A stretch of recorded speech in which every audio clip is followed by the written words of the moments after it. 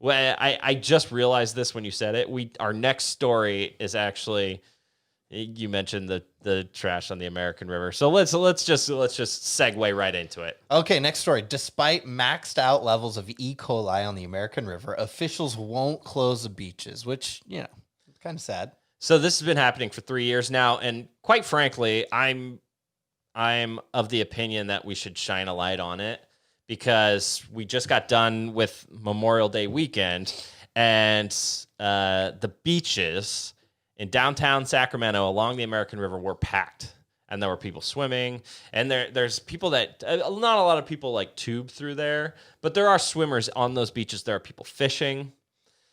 They literally found the highest amount of E. coli you can possibly find in the river, and officials put a little sign up that says, there's E. coli here, but it's small and you can't really see it. And then they put the findings of their testing, which are horrendous, up on their website.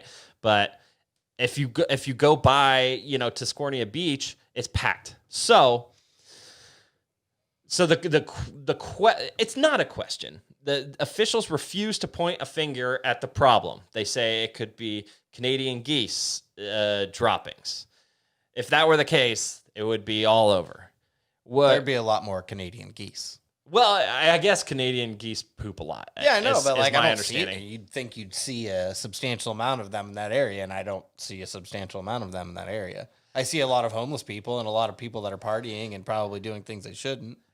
There is a homeless problem upriver from these areas that are testing high. Areas that are not given proper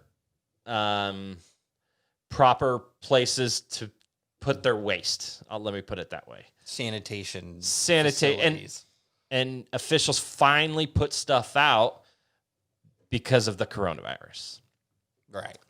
And whatever you think about the homeless issue in California, which is, in my opinion, the biggest issue that we have in this state, the state that I love so much, homelessness is probably our biggest issue. And people have different opinions on it. I'm not going to share mine. I have compassion for a lot of these people, but we need to be able to put them in situations where it doesn't ruin our beautiful rivers and our beautiful outdoor destinations. And it doesn't seem like it's that hard of a problem, but it is.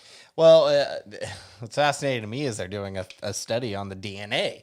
That sounds like a fun DNA sample to collect. That test costs $600,000 to $800,000. It's over 3 years, and so that's not an astonishing amount of money to me. But that's taxpayer money. But what it is they're trying to figure out whose poop it is. That's what it comes down to. Whose DNA is this E. coli? What species is this E. coli and this coming from? To try to then figure out a way to fix it, because right now the only thing that they did is they added a couple porta potties in those areas to try to alleviate. And just like you said, it was just due to coronavirus, but there are no long-term solutions or any real solutions in place right now. But hopefully with this study they can find some answers and come up with a solution. Yes, and to be clear, E. coli can cause sickness to swimmers, and you're not going to have everyone that swims in there is not going to become ill. It's approximately 3 out of 100 swimmers will get, not severely sick, but they will have symptoms like stomach pain. Not fun stuff. And it's a fever. All stuff that you don't want to hear about. Yeah. And so the fact that they won't point to the most obvious thing that's upriver is frustrating. It's political, probably. Yes, it probably is. Just the lack of acknowledging it. Because, I don't know what way the politics lean on that or, why they wouldn't. But I live right down the street, and I'm just saying, I really don't think it's Canadian geese. I mean, if that's me going out on a political limb, I'm sorry, but I live there. Can't they give me that $600,000 and I'll just say, hey, look with my own 2 eyes. It's not hard. It's not Canadian geese. I'm sorry. Right. And look, there are Canadian geese there, and they might add to the problem. How many Canadian geese are at Manzanita Lake and Lassen? That's the most pristine water you've ever seen in your life. And that's not flowing. Yeah, that's not a lake. Yeah. Look, I am no libertarian, but if there is an argument against, bureaucratic bullshit, it's the fact that they're spending 3 years to do this test instead of trying to fix the problem. And it is completely polluting our beautiful river. And it's just in that area, and the river does its job of cleaning it out as it gets downstream. And most people that go in the American River, it's above there, right? It's in the eastern sections of Sacramento.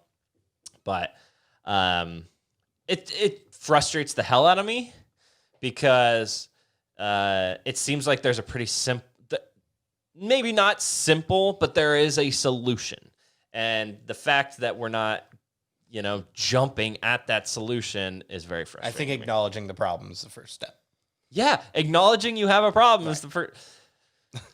Anyway, I get super amped up about this, and that's why we've written about it a ton on the website, is because I just how is this not bigger news? How are people not more frustrated? How are city and state officials not more frustrated? End of rant.